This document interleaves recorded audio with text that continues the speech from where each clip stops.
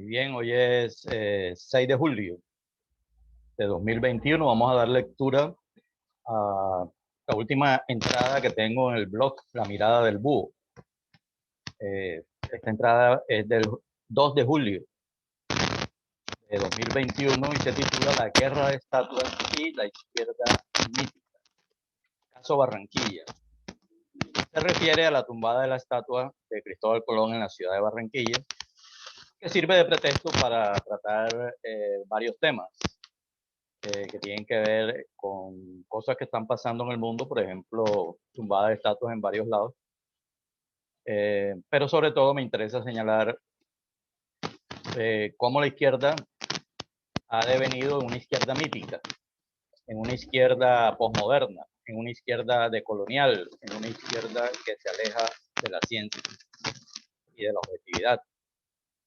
Y entonces se deja llevar por la ideología, se deja llevar por los mitos, se deja llevar por la subjetividad, por el relativismo, por el idealismo, o sea que pierde el rumbo. Es una crítica a la izquierda, ciertamente, a partir de un hecho concreto.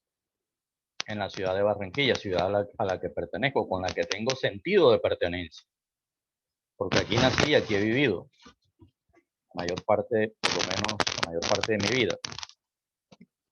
Vamos entonces a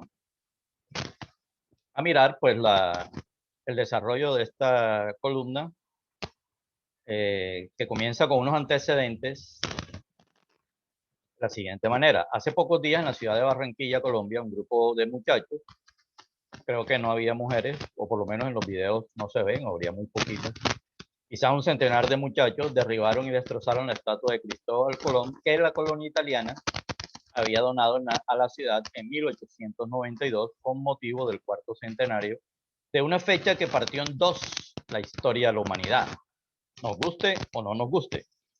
Eso es un hecho fácil de demostrar. La humanidad estuvo separada durante 14.000 años y a partir de lo que aconteció en esta fecha se generó el reencuentro, que fue una colisión, que fue trágica, pero fue el reencuentro. O sea, esos son hechos de la historia. Bien, derribaron y destrozaron la estatua de Cristóbal Colón que la colonia italiana había donado a la ciudad en 1892 con motivo del cuarto centenario de una fecha que partió en dos la historia de la humanidad, como explicamos en otra entrada de este blog.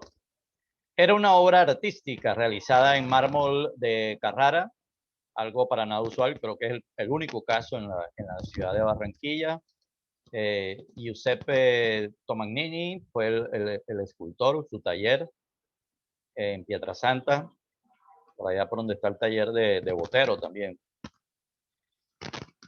Bueno, para los que no conozcan a Barranquilla, resulta pertinente recordar que esta ciudad, puerto, no fue fundada por conquistador alguno, sino por el pueblo mestizo, el pueblo criollo. Y orgullosamente se ha considerado como un sitio de libres, así se le denomina usualmente, en contraste con Cartagena y Santa Marta. Es también una ciudad de inmigrantes, abierta al mundo. Y como decía el filósofo Rubén Jaramillo Vélez, a comienzos del siglo XX, Barranquilla era una urbe cosmopolita, cuando Bogotá era todavía apenas una aldea grande, con un pueblo andino y provinciano, a pesar de ser la capital. Este carácter cosmopolita, pues, es precisamente una de las razones que lleva a que no tenga sentido este tipo de actuación, o que no sea comparable con cosas que han sucedido en ciudades coloniales como Popayán, por ejemplo. Entonces, aquí hay una historia de 130 años en la cual Barranquilla incorporó una cantidad de inmigrantes. Imagínense ustedes que en 1870 Barranquilla tenía alrededor de 10.000 personas. Y al final del siglo tenía 40.000 personas. Es decir, multiplicó por 4 su población en unas pocas décadas. ¿Por qué? Por un flujo migratorio que además se puede evidenciar y que está expresado, por ejemplo, en el Museo del Caribe, allá en Puerto Colombia, por donde entraron, el muelle. O sea, hay toda una historia alrededor de eso, que es memoria histórica de la ciudad. O sea, es nuestra memoria. Bien, Barranquilla tiene ese carácter cosmopolita.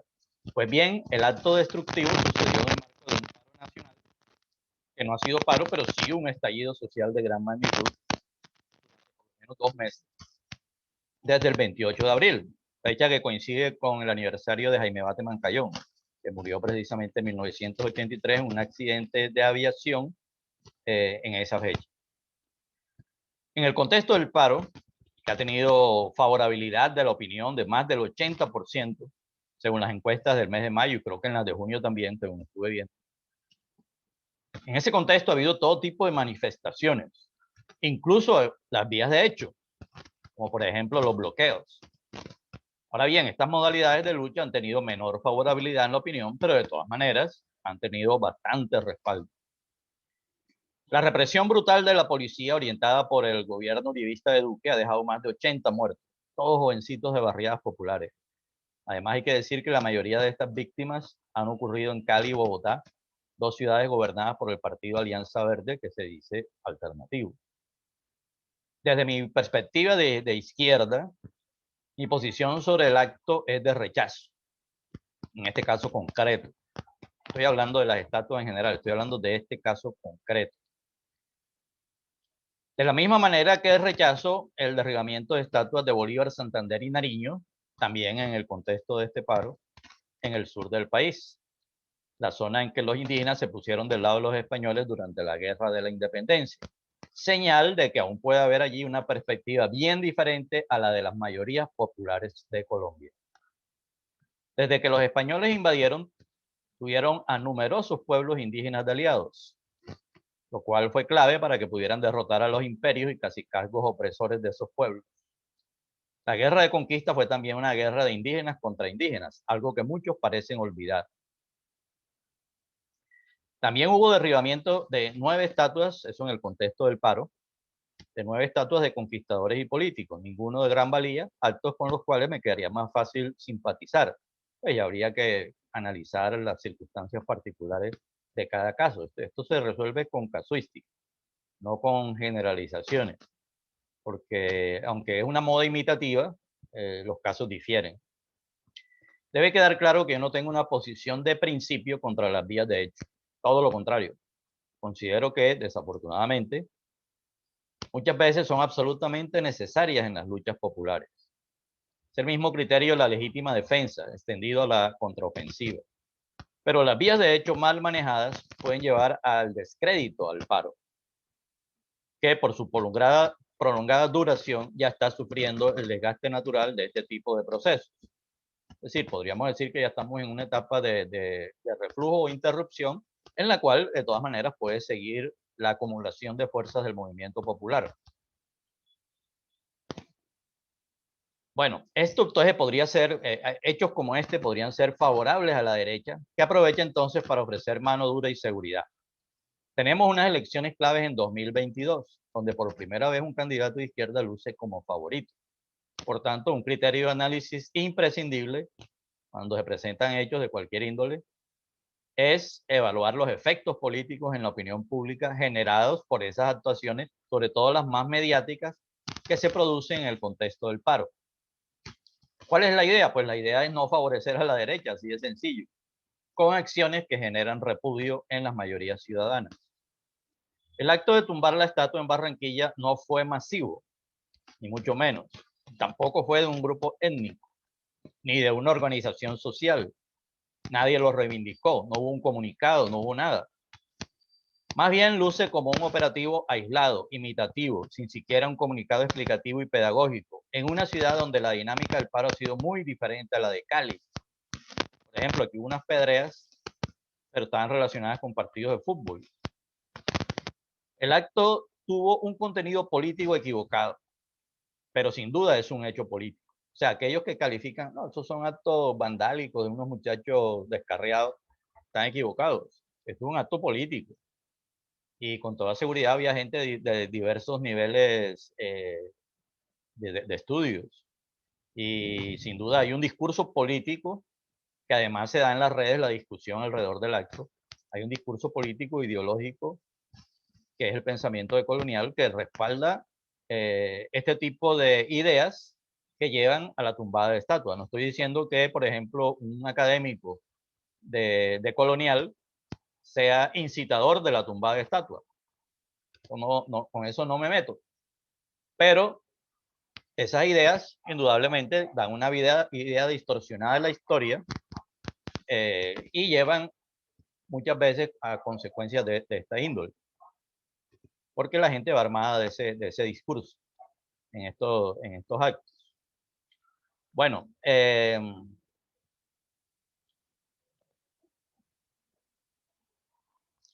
acto de tumbar la estatua en Barranquilla, entonces decíamos, no fue masivo ni una acción de un grupo étnico, más bien luce como un operativo aislado, imitativo, sin siquiera un comunicado explicativo y pedagógico, en una ciudad donde la dinámica del paro ha sido muy diferente a Cali. El acto tuvo un contenido político equivocado, pero sin duda es un hecho político. No es vandalismo lumpen, como lo califican erróneamente algunos. Lo que me parece interesante y oportuno del operativo de Barranquilla es que ha generado un debate en algunos sectores de izquierda, divididos en torno al hecho. Es curioso que no haya habido un escándalo de parte de la derecha. O sea, la derecha no le ha parado muchas bolas. Dice, otro acto vandálico más. En mi concepto, este debate es interesante porque permite realizar en caliente una discusión sobre la crisis teórica de la izquierda, algo que los sectores de izquierda permanentemente eluden. Quizás porque el antiuribismo nos une a gran escala y el mal llamado, entre comillas, petrismo, a menor escala. Y porque la izquierda es cada vez más electorera, con mayor razón ahora, cuando hay posibilidades de triunfo, al menos en lo que se refiere al Poder Ejecutivo, aunque es más importante ganar las elecciones al Congreso en marzo. Bueno, vamos al debate. En realidad hay tres debates en uno, el primero sobre la estatua, el segundo sobre el personaje de Cristóbal Colón, y el tercero, el debate sobre la izquierda mítica y su manera posmodernista y demagógica de tramitar el pasado. Este último, el que me parece más importante, a la larga.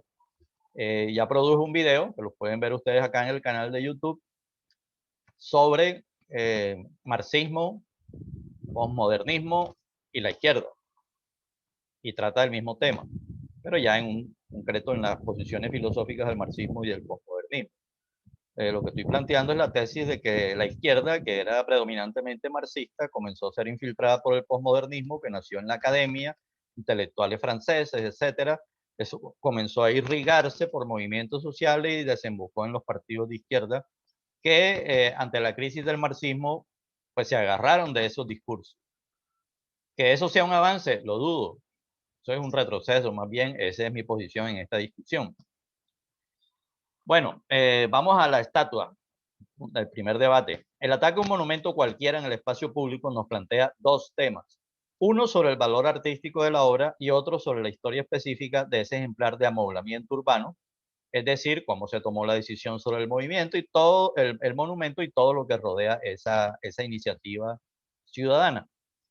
Sobre el valor artístico de la estatua de Colón, no me atrevo a opinar así con vehemencia porque yo no soy experto en ese asunto, más bien me guío por lo que digan los que sí saben. De todas maneras, es una obra artística italiana, un taller bastante reconocido según pude ver y tiene 130 años de historia en la ciudad. Eso es lo que hay que tener en cuenta. Lo que sí tengo de manera absolutamente clara es un criterio general de que el arte debe ser respetado, no importa su contenido. Si yo respeto el arte de contenido político afín a mí y no cuando estoy en contra, entonces yo soy un censurador. O sea, solamente vale el arte si está en mi línea. Y si está en otra línea, no vale. Eso es un censurador, tal cual Alejandro Ordóñez o cualquier fascista. O sea, mayor calidad, mayor respeto, mayor calidad artística. Que yo no sea experto en arte no significa que no lo admire. Siempre voy a los museos, permanentemente. Ciudad donde vaya, visito museos. He visitado decenas. Para mí el arte es sublime, es la cumbre del talento humano junto con la ciencia. Por eso lo respeto. Y eso es más importante que, entre comillas, la corrección política, que es bastante discutible. No se puede ser humanista y destruir una obra artística de valor, que es cumbre de la humanidad. No importa si la obra representa realidades que repudio. Muchas obras artísticas son sobre la monarquía, la creencia religiosa, la tiranía, la violencia, el rapto, la opulencia, el lujo, la vieja nobleza o la menos vieja burguesía. Para mí, el incendio de Notre Dame, la destrucción de los Budas de Bamiyan y el incendio del Museo Nacional de Brasil fueron pérdidas dolorosas, auténticas tragedias. En muchas ocasiones, el artista me genera repudio, sin embargo, el talento me obliga a reconocerlo. Como en otra discusión que se dio aquí a nivel local en torno al cantante Diomedes Díaz, un ídolo popular colombiano, que es admirable desde el punto de vista como cantautor, pero que estuvo involucrado en un homicidio de una mujer y fue protegido por paramilitares. Entonces, hay muchos aspectos de la vida personal de Diomedes que me repudian. O sea, yo de eso lo causa repulsa. Pero la música es la música. Entonces, lo mismo otros personajes polémicos que donde el artista o el deportista tiene un talento admirable y por otro lado tiene unas facetas personales deplorables. Entonces, ante esa dualidad, ¿qué hace uno? Pues uno tiene que divorciar las dos cosas, admirar el talento y no al individuo que hay detrás del talento, porque esas otras facetas no generan admiración, sino lo contrario. Destruir obras de arte nos convierte en talibanes, es decir, en fanáticos enceguecidos, dogmáticos e irracionales, de la misma estirpe de un quemalibros como Alejandro Ordóñez. Nos convierte en censores o censuradores, como la Inquisición católica, con su índice de libros prohibidos. ¿Qué tal que uno no pudiera conseguir y leer un libro como Mi lucha de Adolf Hitler? Porque sea de Hitler, entonces hay que prohibirlo. Todos tenemos derecho a conocer el pasado, lo que no tenemos es derecho a ocultarlo o a negarlo. No es el momento para profundizar en ello, pero me manifiesto en contra de la llamada, entre comillas, cultura de la cancelación y de lo que yo llamo correccionismo político o ideología de la corrección política, que básicamente es liberal, liberalismo radical. Pretextos perversos para limitar la libertad de expresión. Y bueno, sobre eso hay otras entradas en el blog. El arte es expresión que debe ser libre. Por último, me parece despreciable que alguien que no sabe esculpir destruya la obra de un escultor. Es un ejemplo de la brutalidad contra el talento. Y yo admiro el talento, no la brutalidad. Así de sencillo. El otro asunto es el carácter de amoblamiento urbano que tienen los monumentos públicos. Entonces ya toca mirar lo que representa para el patrimonio urbano y la historia de la ciudad. En este caso, la obra artística fue un obsequio a la colonia de inmigrantes italianos del siglo XIX, que al igual que otras corrientes de inmigración se integraron a la historia de la ciudad y son constitutivos de lo que somos como urbe abierta al mundo. Cierto que la estatua fue trasteada en varios lugares, terminó en el Boulevard de la Iglesia del Carmen. Yo la recuerdo, por ejemplo, en la Plaza de San Nicolás. Tengo muchos recuerdos con la estatua de Colón en aquel lugar, no tanto acá donde estaba ahora últimamente. La Iglesia del Carmen, que es un lugar menos central que el Paseo Colón, donde estuvo entre 1910 y 1937, que se convertiría después en el Paseo Bolívar. O la Plaza de San Nicolás, que era el lugar, por ejemplo, donde cogíamos el bus para Puerto Colombia, donde vendíamos los libros al final del año cuando salíamos de vacaciones allá en Pica Pica, etcétera. Bueno, hace parte de nuestra memoria urbana. No se puede decir, sin embargo, que estuviera en estado de abandono. El hecho de que estuviera en un lugar ya secundario no significa abandono. Pero aún si lo estuviera, eso sería criticable, pero no razón para su destrucción. Ahora bien, en Barranquilla los gobernantes casi nunca consultan a la ciudadanía sobre el amoblamiento urbano, los monumentos y sus ubicaciones. Creo que sí hubo una consulta sobre las estaciones del Transmetro, una de las cuales lleva el nombre, por ejemplo, de mi amigo Alfredo Correa de Andrés. Pero generalmente no consultan. Esa misma práctica antidemocrática la siguieron los muchachos del operativo de destrucción. Pues ese puñado de personas no tiene la representatividad de la juventud, ni mucho menos de la población en general. O sea, era más o menos la 10.000ª parte de la población de Barranquilla. Una persona se está tomando las atribuciones de opinar y decidir por 9.999 personas distintas. Entonces, ahí estamos ante una actitud antidemocrática. Más aún, ni siquiera hubo una deliberación pública sobre el asunto, aunque estaba cantado que sucedería aquí por la moda imitativa que ya lleva 3 estatuas destruidas en Colombia y varias decenas en el globo. Bueno, las estatuas se ponen y se quitan. O sea, una estatua no es algo sagrado, ni mucho menos. Es un monumento urbano que puede, así como se puso, así se puede quitar. Ahora bien, debería ser consultado con la ciudadanía. O sea, las ciudades deciden. Las visiones colectivas cambian con el tiempo y una ciudad puede tomar decisiones para transformar su amoblamiento urbano. Lo importante es que haya deliberación pública y refrendación democrática. Puede ser una consulta ciudadana o puede ser que en las elecciones un alcalde diga yo voy a quitar esa estatua o yo voy a hacer un monumento a tal cosa. Y si es elegido, pues se está refrendando su programa. Bueno, en resumen, rechazo el acto destructivo por ser un atentado contra el arte, contra la democracia y contra la historia de mi ciudad natal, con la cual tengo un fuerte sentido de pertenencia.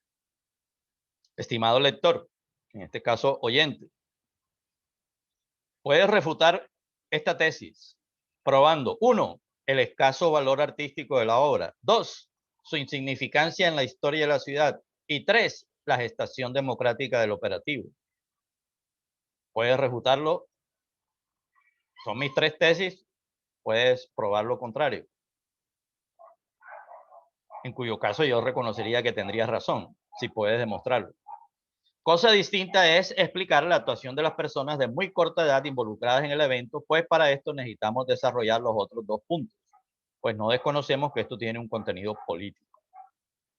Además, no tumbaron la base y sigue diciendo Cristóbal Colón ahí en el pedestal. Cristóbal Colón, ese es el segundo eje, ese es el personaje. El marinero Cristóbal Colón o Cristóforos Columbus, personaje que le da nombre a nuestra patria republicana, Colombia. Ese punto lo desarrollé en 2020 en otra entrada del blog, una que se titula provocadoramente Elogio a Cristóbal Colón, aunque ese título es un clickbait, y en realidad trata de la historia. A Cristóbal Colón, el navegante explorador, se le hacen estatuas porque cambió de manera disruptiva la historia milenaria de la humanidad. 14.000 años de escisión en 2 de la especie humana llegaron a su fin con la hazaña de navegación de Colón. Por esa razón, de hecho, la estatua tenía ahí el mundo. Estaba Colón con el mundo. Porque hay unas estatuas oprobiosas que ponen a los indígenas ahí tirados en el piso, hasta pisoteados. Eso ya es un insulto. Pero en este caso tienes el mundo. O sea, es la faceta de navegante, de explorador, lo que está en juego ahí. Es una figura cimera de la historia mundial. Yo diría que está en el top 10. Y diría que está en el pedestal de los 3 primeros. Pero bueno, eso es otra discusión. Es una figura cimera de la historia mundial, algo que solo puede apreciar alguien que conozca la historia de la especie. Pocas figuras del pasado podrían competirle en dimensión histórica. Dimensión histórica. Somos lo que somos por el evento que ese sujeto cristiano lideró. Si Colón no hubiera asistido, habría pasado casi lo mismo, ya que la expansión europea fue un proceso social, colectivo, comercial y militar que ya se venía desplegando durante varios siglos antes de 1492. Incluso los vikingos habían llegado a este continente y habían sido derrotados, masacrados. Entonces, me atrevo a conceptuar que ese choque del viejo mundo y el nuevo mundo era inevitable. Eso lo argumento en otros escritos también acá en el blog. Pero nosotros, los individuos que existimos hoy, como producto de ese proceso, nunca habríamos existido, ya sea que lo miremos desde la teoría del caos, efecto mariposa, o desde la historia como ciencia, pues nunca hubiéramos existido si no se hubieran producido todo este tipo de eventos que sucedieron, que es nuestro pasado. Se hubieran producido otras personas. Sin Colón, se hubieran producido otras personas, no nosotros. Es reconocer el pasado tal y como fue, sus cosas buenas y sus cosas malas, sus cosas trágicas y sus cosas admirables, es reconocernos a nosotros mismos. Reconocer el pasado tal y como fue es reconocernos a nosotros mismos. Lo otro es plantearse la venganza a nuestros antepasados, porque somos descendientes de los que invadieron somos descendientes no de los indígenas indómitos que heroicamente se enfrentaron y fueron exterminados, sino de los que se rindieron o de los que se aliaron a los españoles y después generaron pues ese modo de producción más o menos feudal de la encomienda, etcétera. Entonces de allí descendemos los mestizos, los indígenas actuales, etcétera, de esto, y no tanto de los guerreros heroicos, precisamente porque fueron exterminados. Los anticolón nunca hablan de la talla histórica del personaje, que es un aspecto fundamental a la hora de hablar de monumentos y estatuas, sino que se dedican a hacer una evaluación o juicio moral, que a veces con terminología jurídica, del personaje, utilizando para ellos categorías contemporáneas, inexistentes hace 500 años. Pero Colón está muerto, por tanto no podemos llevarlo a un tribunal, ni fusilarlo, ahorcarlo o degollarlo. Es decir, no podemos hacer justicia ni correctiva ni vengativa por los crímenes según el criterio actual, que haya cometido y que pudiéramos probar. Porque no puede ser a base de chismes. Tiene que ser a partir de pruebas. Entonces, esa justicia no es imposible aunque tumbemos 1000 estatuas. Tampoco podemos acusarlos de violar el orden jurídico internacional, ni el derecho internacional humanitario, ni los derechos humanos, ni el derecho de propiedad, ni la autodeterminación de los pueblos, porque nada de eso existía. O sea, eso es puro moralismo anacrónico. Y ya le dediqué un video al tema de marxismo y posmodernismo, porque una visión marxista, por ejemplo, nos enseña a superar el moralismo. Y ahí tratamos ese tema en ese otro video que está en este canal de YouTube.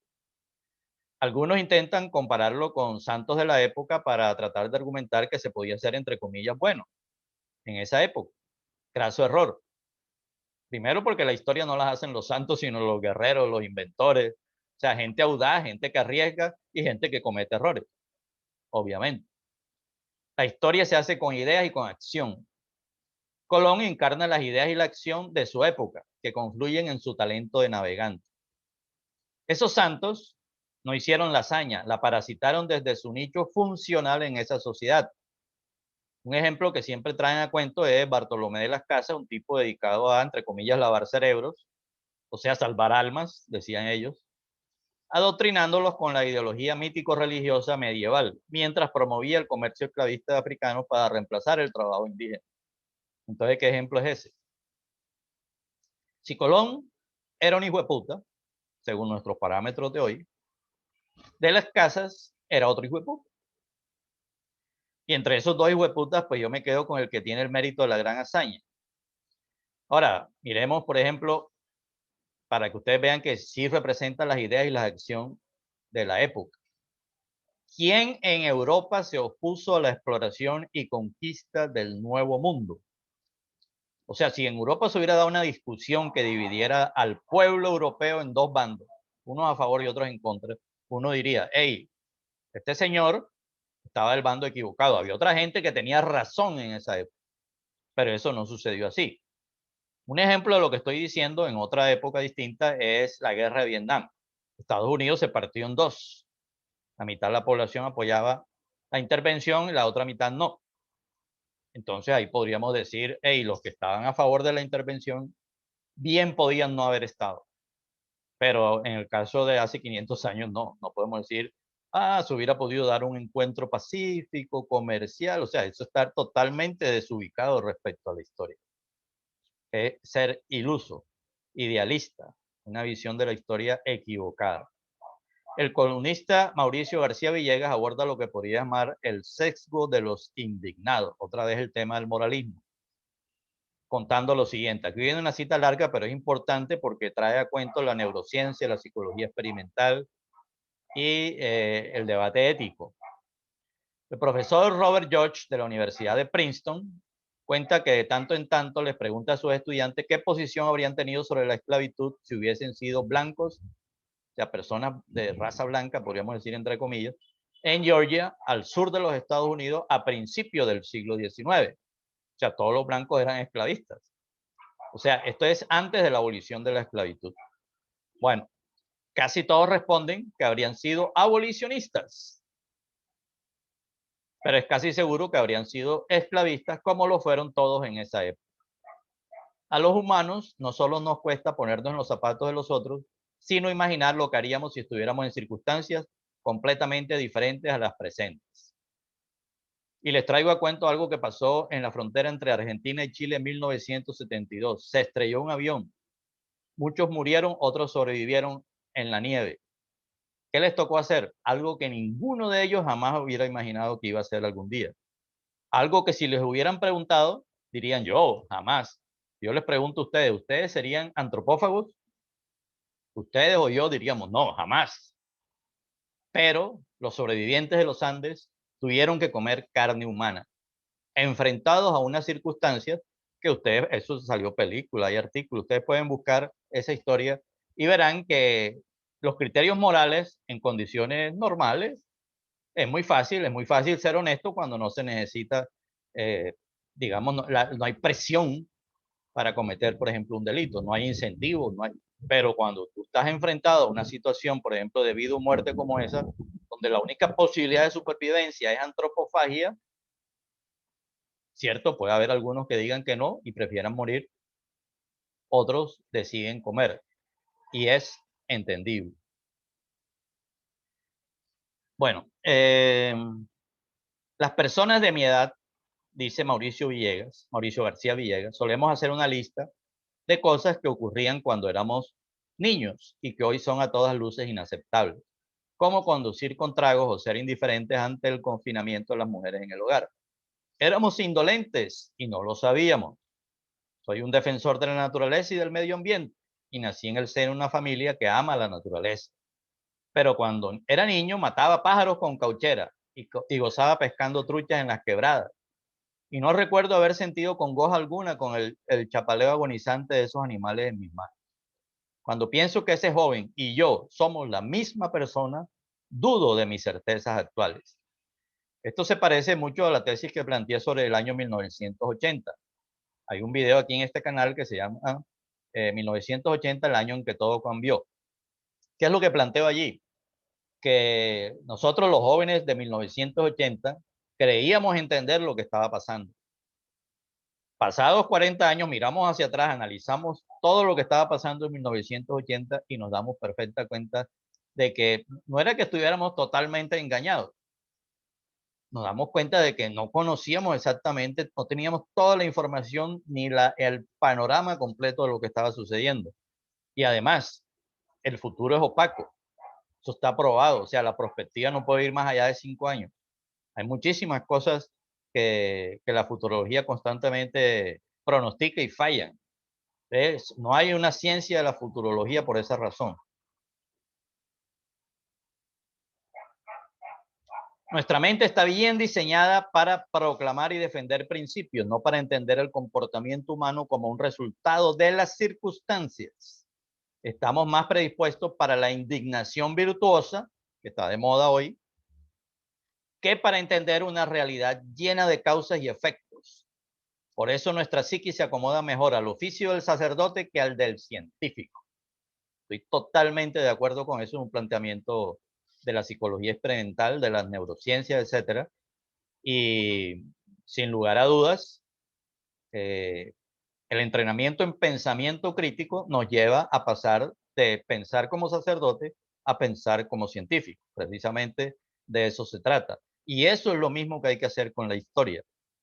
Los psicólogos hablan del error fundamental de atribución, que refleja nuestra tendencia a apañarnos con una explicación de todo lo que ocurre en la que solo hay sujetos, no contextos, ni condicionantes, ni estructuras, ni azar. O sea, esa es la diferencia entre la cosmovisión mágico-religiosa y la cosmovisión científica. Para una persona del Paleolítico, un trueno era una acción de un dios o algo así. Para nosotros es un fenómeno natural que no tiene ya prácticamente ningún misterio. Entonces lo explicamos con causa y efecto, no como la voluntad de un dios Thor, por ejemplo, o algo así. Vemos la vida como actores de un culebrón de televisión en el que todo depende de lo que hacen los malos y los buenos. Grave error si se trata de historia, digo yo acá. Sigo con García Villegas. Tenemos en cuenta las circunstancias para justificar nuestros fracasos, pero cuando se trata del fracaso de los otros, solo su persona cuenta. Si alguien no hace bien su trabajo, por ejemplo, pensamos que eso debe ser por su pereza. Pero cuando nosotros no hacemos bien el trabajo, pensamos que eso debe ser, por ejemplo, porque tenemos un jefe autoritario o cualquier otra excusa.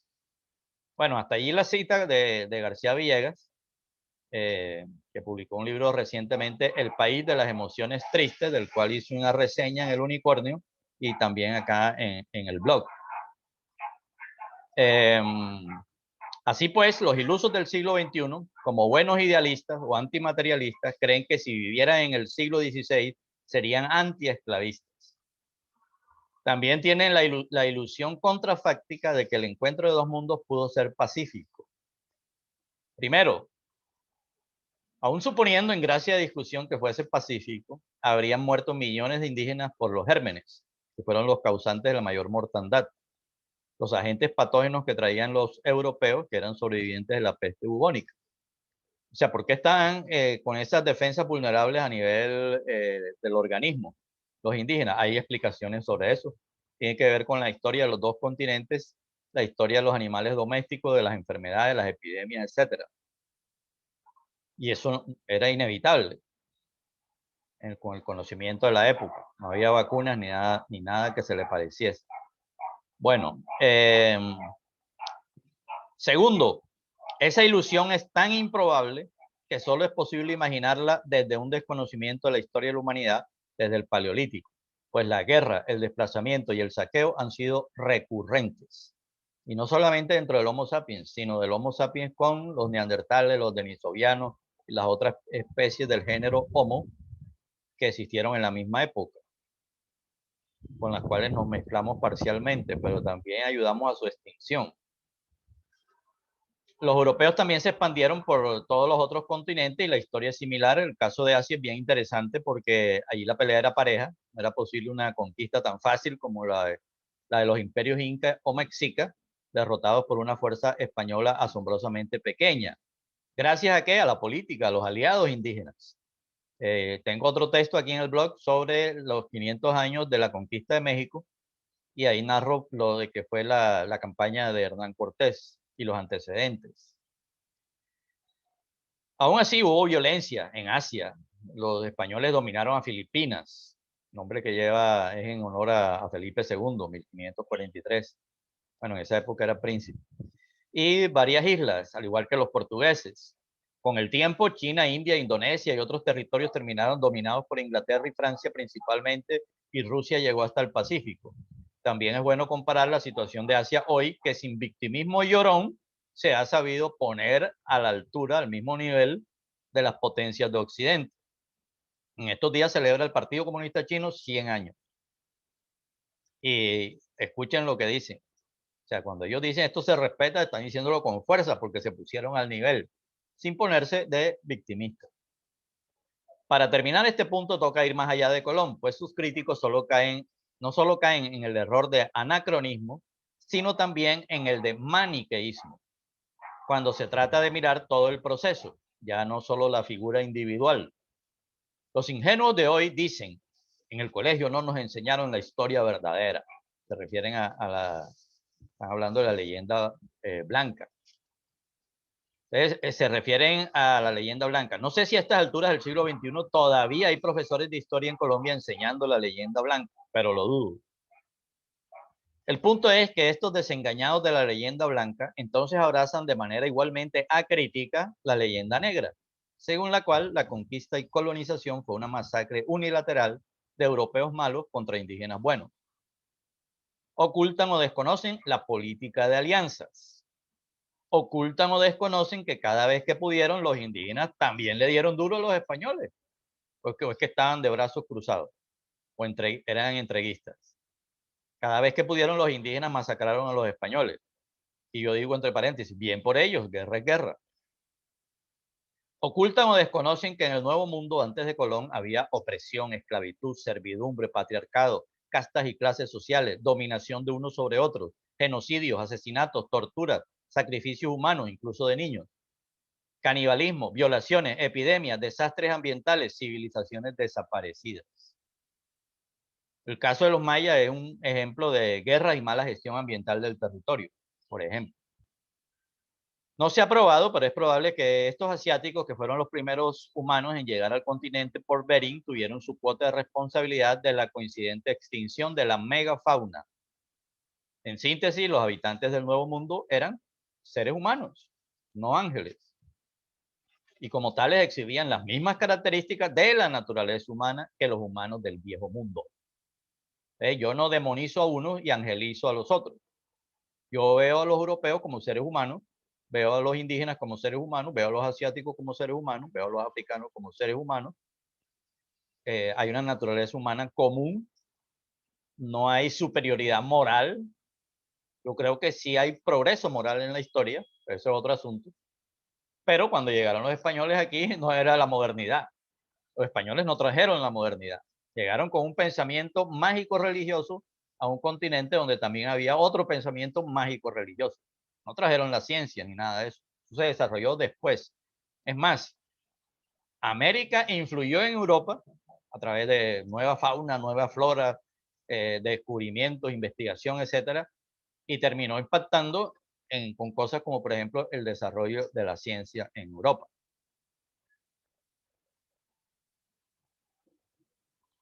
Bueno, continuemos. En síntesis, los habitantes del Nuevo Mundo eran seres humanos, no ángeles, y como tales exhibían las mismas características de la naturaleza humana que los humanos del Viejo Mundo. Se equivocan entonces los de la leyenda negra y moralistas además, que ven, oye, esos españoles eran unos terribles y tal. Lo mismo que decían los españoles de los de acá, que son unos salvajes y no sé qué. Eso es no entender la naturaleza humana. Bueno, ahí tenemos una imagen del que yo llamo cuadrante político epistemológico, porque aparece una división entre izquierda y derecha, pero cada una de las dos está dividida en la izquierda, en prociencia y anticiencia. O sea, hay izquierda prociencia, izquierda anticiencia, hay derecha prociencia y derecha anticiencia. La izquierda y la derecha anticiencia yo la llamo mítica, porque priorizan la ideología, los mitos por encima de la ciencia, y en algunos casos son anticiencia. Antes era difícil encontrar izquierda anticiencia, hoy ya no, desafortunadamente. Hoy la anticiencia está repartida casi que por igual entre izquierda y derecha, para desgracia de la izquierda. La izquierda mítica. Eso lo vemos sobre todo con teorías conspirativas, pseudociencias, bueno, una cantidad de cosas que muestran a una izquierda con pensamiento mágico religioso todavía, jugándole a la superstición, jugándole a la fake news, jugándole a la posverdad, o sea, haciendo lo mismo que hacía la derecha trumpista. Llamo izquierda mítica a esos sectores que tramitan el pasado desde el sesgo de las subjetividades y las identidades, es decir, la ideología en últimas, sin rigor ni respeto alguno por la verdad y negando la idea de progreso, como hemos visto someramente en el caso de la conquista española y su narrativa anacrónica y maniquea. Pretenden reemplazar la historia objetiva por la memoria subjetiva, a pesar de que la memoria no puede abarcar más atrás del siglo XX. Por tanto, lo que hay es invención de un relato victimista y moralista con fines políticos y jurídicos, que muchas veces resultan ser demagógicos. O sea, el siglo XX sí amerita tanto la historia como el trabajo de memoria. Ahí es un tema delicado, la historia y la memoria. Pero se ha exacerbado lo de la memoria y ahora se cree que se puede hablar de la memoria de hace 500 años y la memoria de hace 1000 años. O sea, una cosa totalmente absurda, que es imposible. La memoria humana puede llegar hasta donde tú puedes hablar con un testigo de los hechos. Entonces, eso lo traté también en el video de marxismo y posmodernismo, en este mismo canal. Todo esto tiene su origen en un fenómeno intelectual que aconteció en la Europa de los años 70, cuando el marxismo entró en decadencia y el posmodernismo empezó a imponerse. El marxismo tenía defectos, pero el posmodernismo fue la debacle. Al menos el marxismo era materialista, aunque flaqueó al flirtear un poquito allí con el construccionismo social. Era objetivista, universalista, contrario al irracionalismo con visión de progreso, incluso hasta la exageración, o sea, excesivamente optimista y determinista. Por tanto, el marxismo, mal que bien, era ilustrado, moderno, era prociencia y humanista.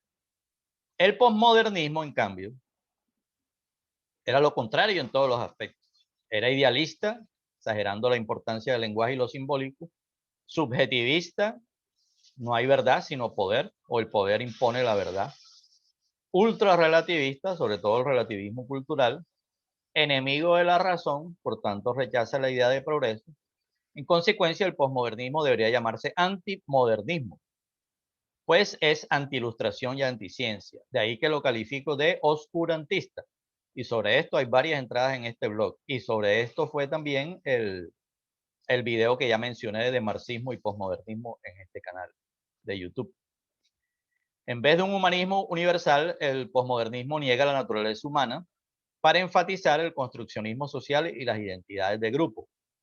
El posmodernismo, que es una versión moderna de los sofistas griegos, podría decirse, surgió de Weber. Ahí rescato, por ejemplo, el desencantamiento del mundo, la jaula de hierro, de la escuela de Frankfurt, por ejemplo, Dialéctica de la Ilustración, de Adorno y Horkheimer, uno de los libros más pesimistas que jamás se han escrito.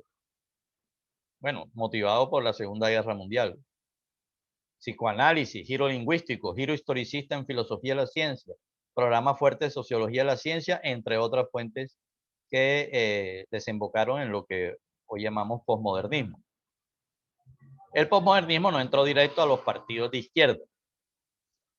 Estos siguieron en su inercia durante los años 80 o retomando a Gramsci. El posmodernismo se metió por la vía de la academia, las protociencias sociales, los estudios culturales, luego por medio de ciertos feminismos de tercera ola, fue colonizando sectores liberales que aparecían triunfantes tras la caída del muro de Berlín y del bloque soviético. Bueno, esto produciría la actual fractura liberal, que es otro tema, y que también por ahí la ha trabajado en algunos escritos, y es un tema bien interesante, pero nos salimos ahí del camino si nos metemos por allá. De las ciencias sociales, la antropología es por antonomasia el lugar, el epicentro del terremoto posmoderno o posmodernista. Al ser la antropología su fuerte con el relativismo cultural, el posmodernismo también circuló por las problemáticas raciales o étnicas, los estudios postcoloniales, y de ahí pasó al autodenominado pensamiento decolonial, que yo lo llamo decolonialismo.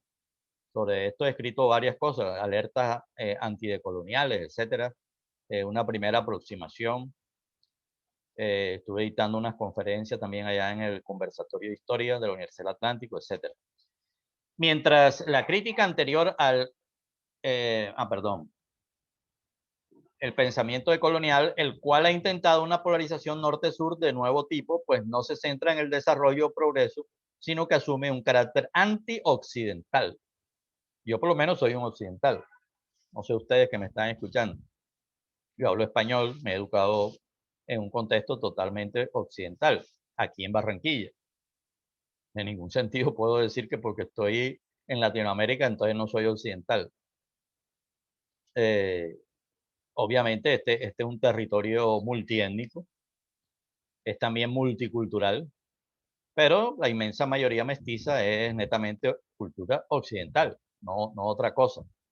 Eh, Obviamente tenemos nuestras particularidades, muy bien recreadas, por ejemplo, por García Márquez, ficciones, etcétera. Bueno, mientras la crítica anterior al eurocentrismo era por presentar como universales ideas, visiones, creencias y valores que en realidad eran locales de Europa, y por tanto su corrección consistía en buscar una auténtica universalidad, ahora el relativismo posmodecolonial renuncia a la universalidad. Esa es la diferencia, que nosotros somos anti-eurocéntricos, pero buscamos una auténtica universalidad. Ellos dicen ser anti-eurocéntricos, pero rechazan la universalidad. Ese es otro cuento completamente diferente. Son dos maneras distintas de criticar el eurocentrismo. Crítica que lleva más de 100 años. Bueno, entre otras cosas, los decoloniales dicen que no son posmodernos y cuando ellos critican el posmodernismo, realmente la diferencia es que los tachan de ser también eurocéntricos. Pero los decoloniales asumen la misma ontología y la misma epistemología del posmodernismo. Son sus hijos renegados, los llamo yo.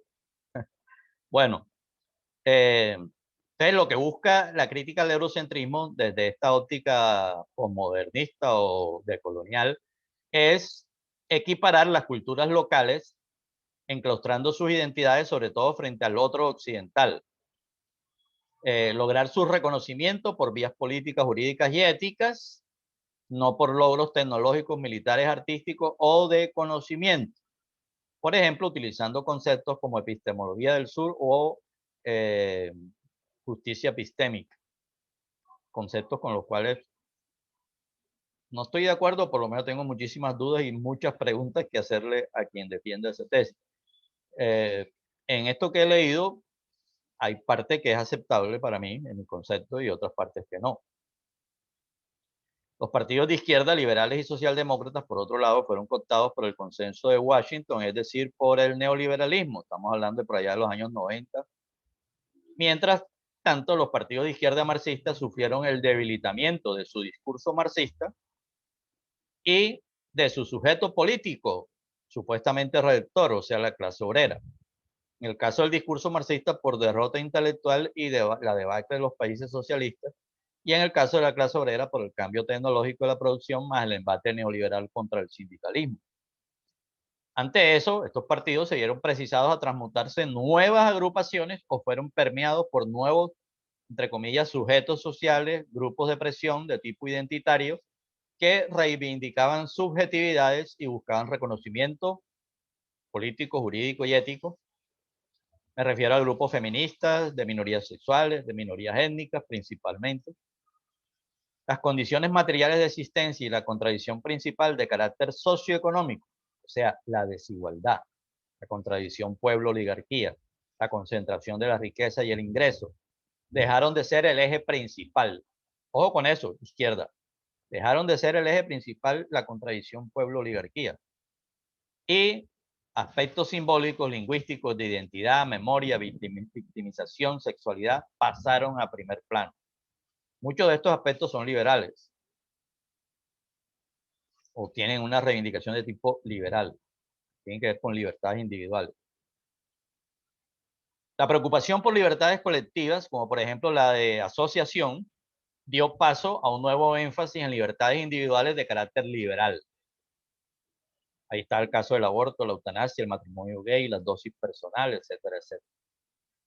De esta manera, para complacencia del 1% más rico, o sea, de las élites en general, la contradicción principal que debería aglutinar a la gran masa de la población es el famoso 99% contra el 1%, de que hablaba Bernie Sanders o Tomás Piketty, etcétera, quedó en segundo plano opacada por las luchas sectoriales y simbólicas que dividen al pueblo y que a veces son marcadamente segregacionistas. El horizonte utópico de la revolución, basado en la idea de progreso y el humanismo universal, se han diluido. En su reemplazo aparece el concepto meramente negativo de resistencia, aparecen las discriminaciones positivas o ventajas o privilegios temporales, aparecen horizontes de reparación simbólica, aparecen objetivos individualistas, a veces disfrazados de ser colectivos, pero son más individualistas que colectivos y son aprovechados individualmente, como el tema de las cuotas o cosas así. No he mencionado el tema clave del medio ambiente, que es otra contradicción principal, pero ya no dentro del capitalismo, sino entre capitalismo y naturaleza. El cambio climático está en el centro de la política en el siglo XXI. Por eso hablamos de política antropocénica. De eso hay otros escritos acá en el blog. Y merecería un análisis aparte que no será abordado en este escrito. Yo en el blog voy dejando enlaces a otras entradas. Como consecuencia de todo lo anterior, la izquierda ya no tiene un marco teórico unificado de referencia, sino un popurrí de ideologías, relatos míticos, pseudociencias, pseudoteorías conspiranoicas, ciencias sociales especulativas, marxismo residual, reduccionismo culturalista, antioccidentalismo inconsecuente, de la boca para afuera. Yo digo inconsecuente porque no viven fuera de Occidente, sino gozando de sus prebendas. Indigenismo, ambientalismo fundamentalista, vegetarianismo y veganismo y un largo etcétera. Desde luego también hay sectores afines a la socialdemocracia clásica, liberalismo social, al progresismo ilustrado siglo XXI, al humanismo, al populismo, al anarquismo. Me identifico más con estos últimos, excepto con el anarquismo. Y bueno, yo creo que por ahí es que es la cosa. Hablar de vieja y nueva izquierda es equívoco. No hay tal. Toda esa especie de torre de Babel que hemos descrito escuetamente es actual. Sería paradójico que el progresismo fuera viejo y el antiprogresismo fuera nuevo. ¿Qué progreso sería ese?